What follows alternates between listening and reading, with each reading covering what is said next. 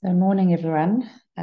Welcome to those who are joining live, and for those who are listening to the recording, you're very welcome, and thanks for joining us virtually. So today there's a lot going on, and there's a lot to talk about, and then we just want to be. Just to start, there's our solar eclipse on the new moon on the Saturday, the 14th of October. So it's a new moon solar eclipse, and it's an annular solar eclipse, which means there's like an annular means comes from the word ring, and also the annular calendar is a circular calendar, and a annus is a year, a ring, a circle around this the sun. And so there's a ring of fire around this around the sun. That's what it will look like. But unfortunately, I don't think we'll be seeing it here in South Africa from my research. It's mostly through North America, the north of South America, north of Africa. That's where it's going to be passing through. And it's quite interesting that it is passing through North America. I think there's a lot going on for the US at this time. And when you listen to some of Pam Gregory's stuff, future is coming back to the same point it was when they signed the US Declaration of Independence in 1776. So it's a whole like US relooking at itself, and what it stands for, and the values of the founding fathers and things. But any eclipse is like this is like a super new moon, because it's like a supercharged new moon. New moons are always times of grounding, of going inwards, of darkness. Farmers, actually, biodynamic farmers, plant on the new moon because it's time of rootedness, of going in. If you plant on the full moon, it's kind of too much growing up without having the roots. So it's almost like a reboot of, and I mean, like, I've just updated my laptop over the last few days, and my phone, and everything's working so much better. And it's a little bit like that. It's like this rebooting, switching off and on. But often things then come to light, and there's sort of a big new beginning. And we're seeing that all in a lot of our world affairs.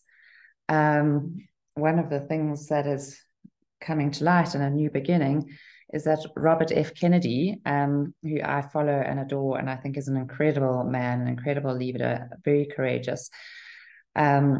He's just announced he's been running for presidency, but under the Democratic Party, the Democrats, and he's now just announced he's running as an independent and not as a Democrat, as his family have always been, which for me, I think is wonderful news, because unfortunately, I think the Democrats today are not what they used to be. But we're not talking politics here now, but that's the sort of new beginnings that we're talking about. So also of significance this week is Friday the 13th. Sorry, I saw that Ellen put something in the chat. Yeah, it won't be visible to us, but the whole world is affected by the energy. Thanks, Ellen. Yeah.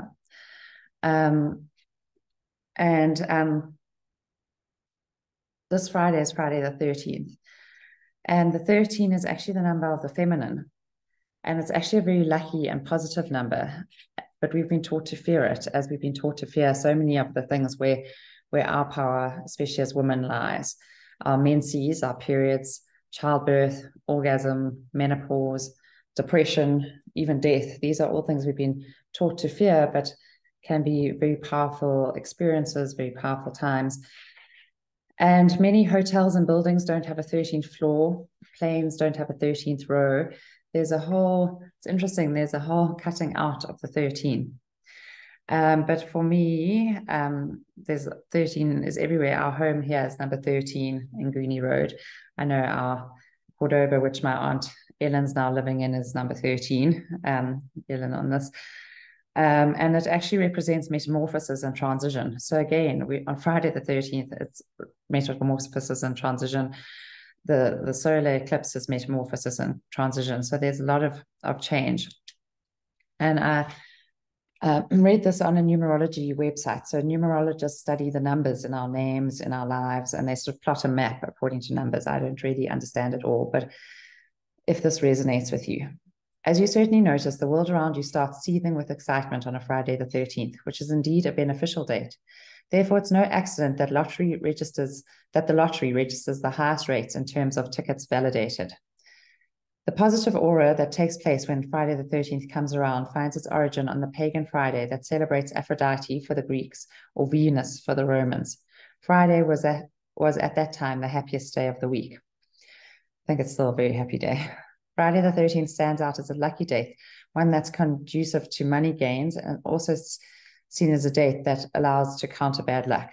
Some take advantage of the positive energy of this date to associate it with commitment, a decision, or simply to benefit from the luck of the number 13 brings. So I told the story last time we talked about Friday the 13th that our daughter Philippa went on camp last year, and they had a speaker. I actually forget who it was, but he was saying that there should actually be 13 months in the year. And originally that there were 13 lunar cycles, 13 months in the year. And if there were, we'd be far more connected to nature and far more connected to the cycles of nature and the cycles of the moon, because we'd follow the moon calendar. It's a 28-day as opposed to the 31-day calendar. And the Celtic calendar is like this. And kind of we'd know much more where we were. Knowing that it's full moon, so our energy is high, we'd be following the moon and following nature and following the rhythms of nature much more. And almost as it is now, it's almost like throws us off, disconnects us from nature. It kind of confuses us, makes us look the other way because we're so busy looking at the dates in the diary. We lose touch with the magic of the cycles of the moon. So we'd be far more clued into the intense high energy of the full moon and knowing and experiencing it and the darkness of the new moon. And just to really emphasize this, I was sitting at cricket last week and chatting to one of the farmers. There are lots of farmers here. And he told me about his experience with Lyme's disease, which is a parasite infection. And how they tested and tested and tested, and they could never find what was wrong with him. And eventually he spoke to someone, and they said, no, you must test at the full moon because that's when the parasites hatch. And they did, and test and treat at full moon.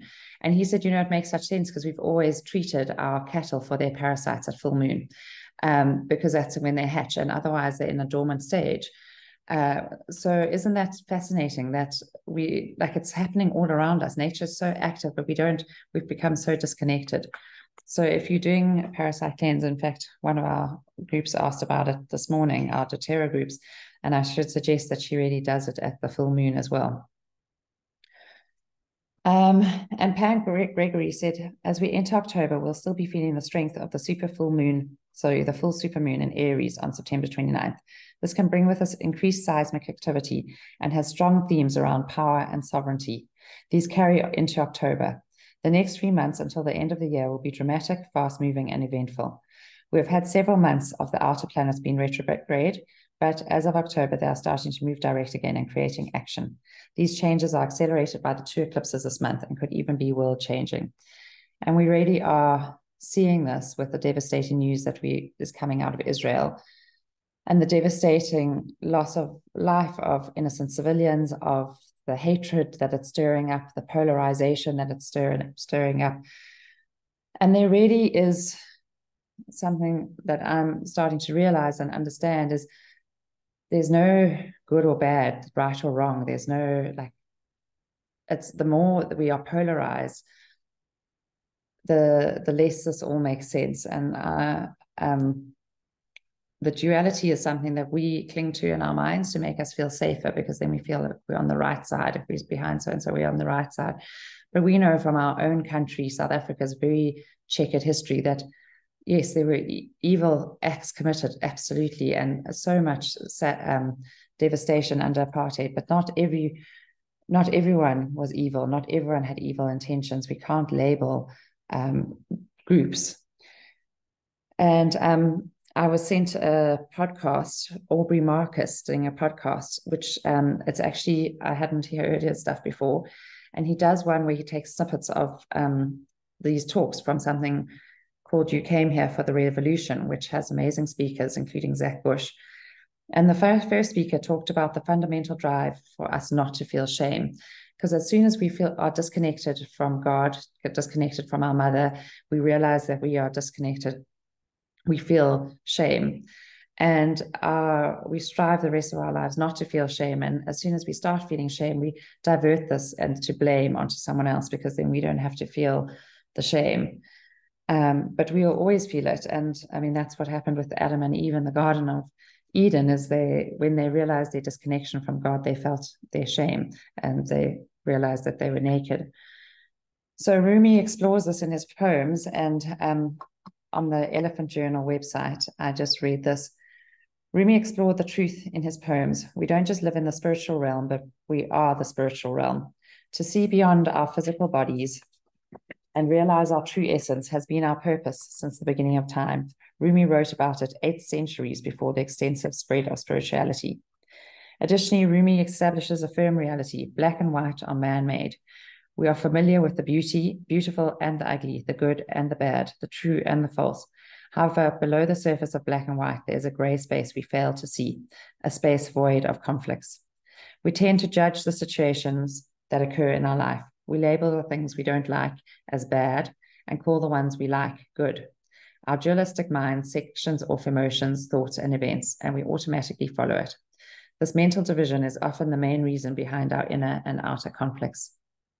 In this field, which is void of labels and judgments, this is from his poem, which we are going to be exploring, there's an absolute connectedness. As he puts it, even the phrase each other won't make sense anymore when we realize our oneness with everything and everyone else.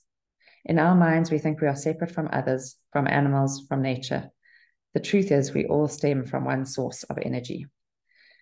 But we can never truly realize this oneness without letting go of judgments first. Seeing every living being as part of us is a step towards gaining a higher realization that doesn't know opposition. Thanks to Rumi, whenever I find myself quick to judge or label, I take a moment, create space in my thoughts, and remember to head to that field.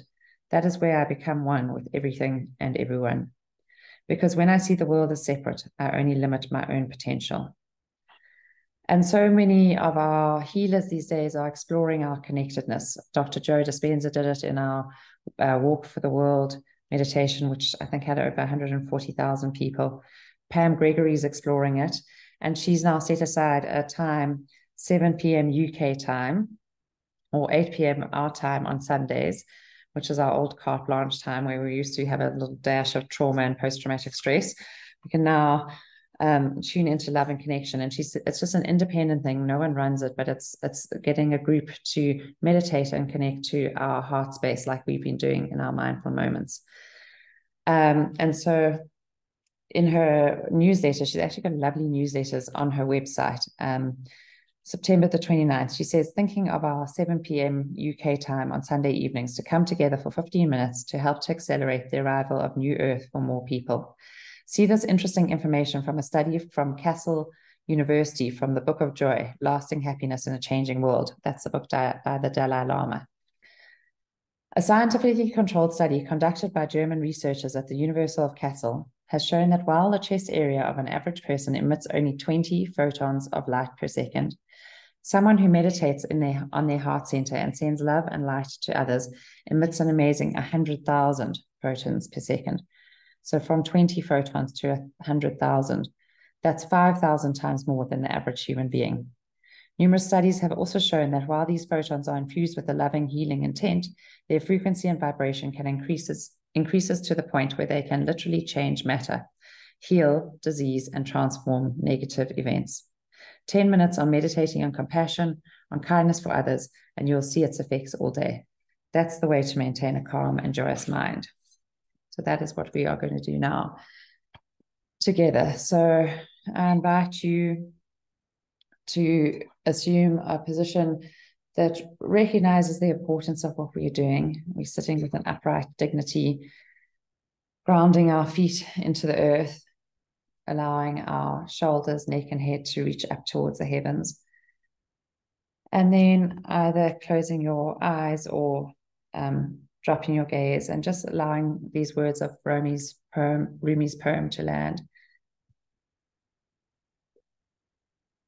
Out beyond ideas of wrongdoing and right doing, there is a field. I'll meet you there. Where the soul lies down in that grass, the world is too full to talk about. Ideas, language, even the phrase each other doesn't make any sense. The breeze at dawn has secrets to tell you. Don't go back to sleep. You must ask for what you really want. Don't go back to sleep. People are going back and forth across the door still, where the two worlds touch. The door is round and open.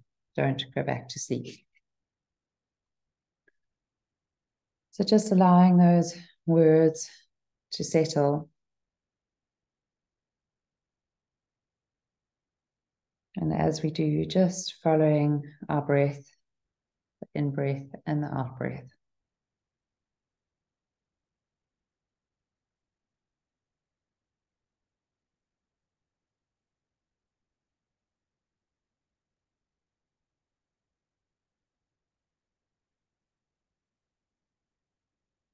Noticing as we do so that there's a spaciousness, an opening on the in-breath,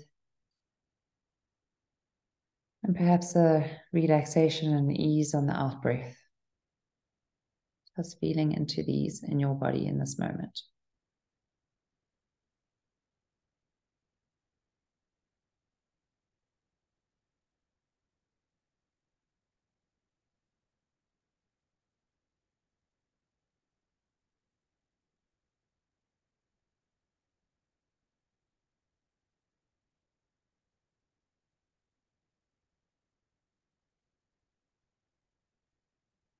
And if your thoughts wander, which they will because we're human and that's what they do, just noticing where they've gone back off to and then gently guiding them back as you might guide a toddler or a puppy, just back to focusing on this breath.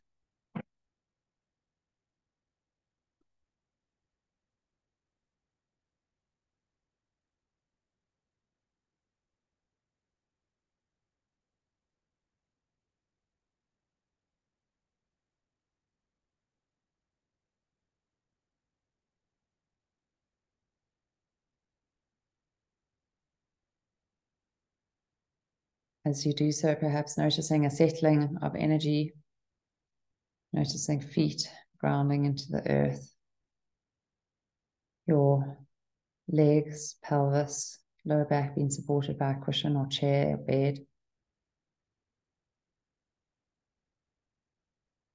And then your spine as it uncurls out of your pelvis, reaching up towards the sky. Just perhaps inviting a gentle softening into your shoulders, a gentle expansion, and lifting your neck and head up out of the shoulder girdle.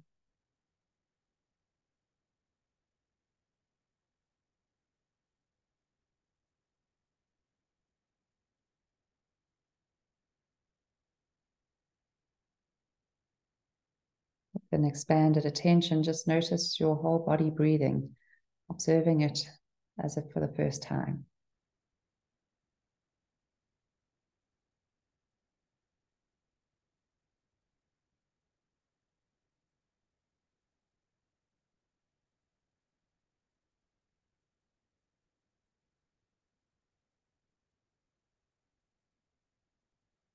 And then narrowing the focus of your attention so that you drop deep into your body, into your heart space, your chest space, and noticing the whole body breathing, but this time from the inside out.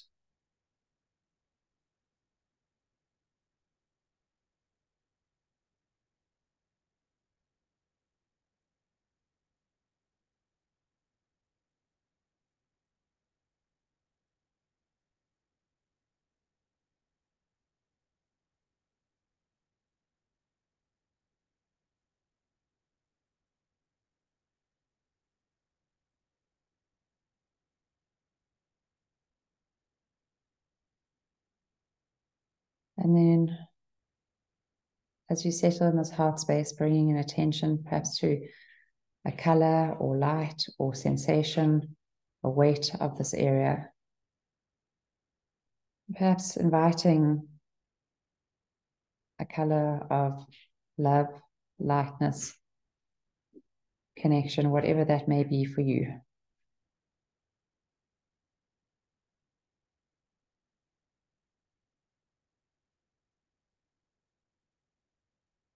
Feeling into it, sensing it,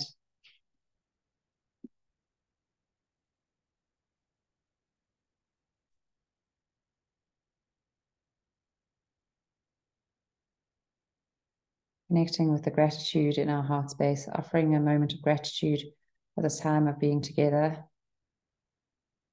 for this connection.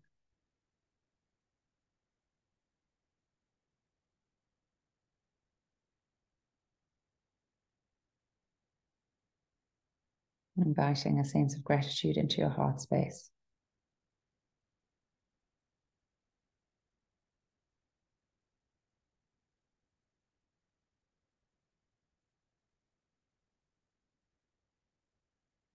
And then gently feeling this light, this color, this gratitude seeping out from your heart space into your body.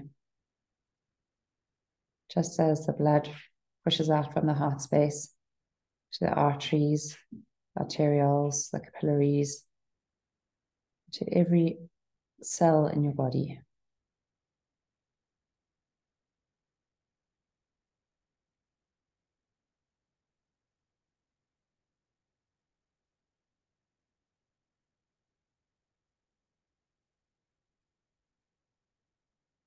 Inviting it to seep through our skin boundaries so that these photons of light emerge from our body, our heart space, from our bodies,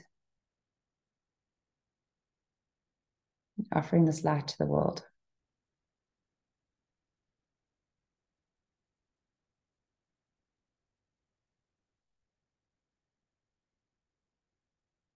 And in this moment, inviting an image of person, a place, pet who needs our support, our love, who you want to connect with, to hold in this heart space. It can be more than one person. It can be a country. It can be people of a country.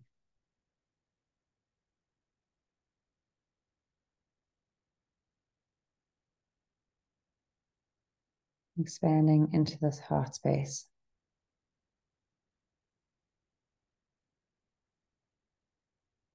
And keep connecting back to a feeling of gratitude.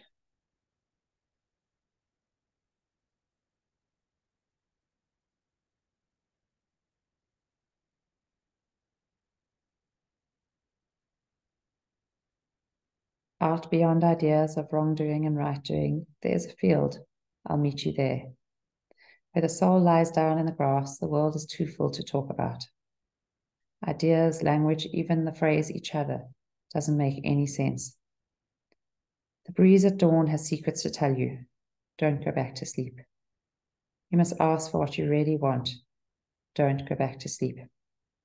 People are going back and forth across the doorsill where the two worlds touch. The door is round and open. Don't go back to sleep.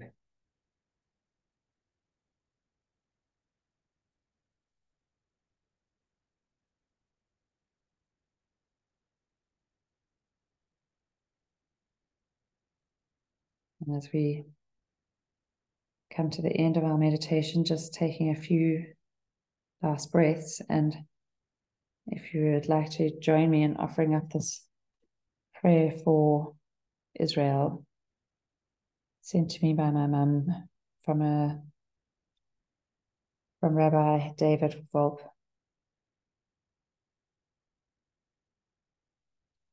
El Maleh Rachamen, compassionate God, we pray not to wipe out haters, but to banish hatred, not to destroy sinners, but to lessen sin. Our prayers are not for a perfect world, but a better one, where parents are not bereaved by the savagery of sudden attacks, or children orphaned by blades glinting in a noonday sun. Help us, dear God, to have the courage to remain strong, to stand fast. Spread your light in the dark hearts of the slayers, and your comfort in the bereaved hearts of the families of the slain. Let your calm return to your city, Jerusalem, and to Israel, your blessed land. We grieve with those wounded in body and spirit, pray for the fortitude of our sisters and brothers, and ask you to awaken the world to our struggle and help us bring us peace.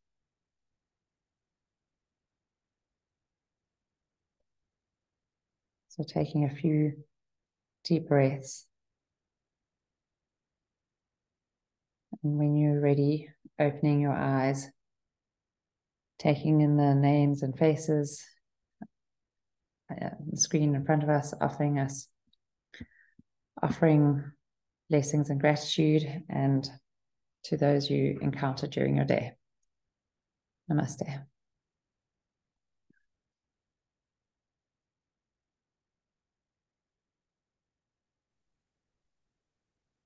Thank you, everyone.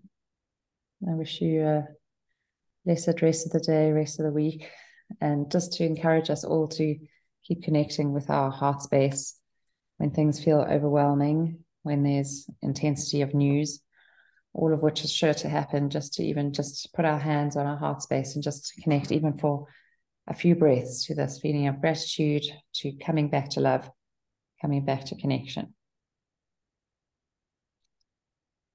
Thank you, everyone. Thanks for those lovely comments. I appreciate it. And there's no mindful drop today because I have to take children to a dentist appointment. And I realize I'll be putting myself just under too much pressure. So we will resume that next week. Thank you all. Thanks for joining. Thanks, Heather. And I'm going to upload it obviously to my website. So if you want to share with anyone, if you feel that this would be helpful for anyone, please do. It will be on my YouTube channel on my website. Thanks, everyone. Lovely to see you all. Thank you, Janine. That would be lovely. I'd love that. Thank you. Nice to see you, Ellen. Any interesting astrological things you want to share? I think I've bombarded you with quite a lot already. I might share something that Catherine put together about the war in Israel and her take on it, which is quite interesting. But she is, she's a bit woo-woo. But I'll forward it. It's fun. I mean, Pam Gregory, before this all happened, she said that there's going to be a whole, it's all, obviously about Mars and about Mars being the squaring Uranus. Yeah, exactly. And she bought in, actually looking back on her newsletter is actually very good. But it's also all not all as it seems. So there's not always, we never know. So Heather, let me know where I'll share the poem to you. I mean, the prayer to you. Is that our Speaking Truth group? Otherwise, I can copy and paste it right now onto this chat if you want. Sorry, Ellen, so carry on. No, it's fine. I just think in that Rabbi's prayer that he said that we don't want to kill the haters. We just want hate to stop. Exactly. I love that. Yeah, exactly. So, I know. Yeah, I would love a copy of that prayer as well, if you wouldn't mind putting it on one of our groups or something. Yes, I will do that. Yeah. Yeah, but Mars and Uranus have got quite a lot to answer for at the moment, I think, in the square. Mars is the planet war, and Uranus is the unexpected and surprises, and anything can happen and scary things. Yeah, I'll forward it on to you. I don't think it's worth sending to the whole group, but it is quite an interesting take on what's happening there. Cool. Yeah. Thanks, Nix. Thank you. Thanks, everyone. Chat soon. Thanks so much. Bye. Yeah, chat soon. Bye.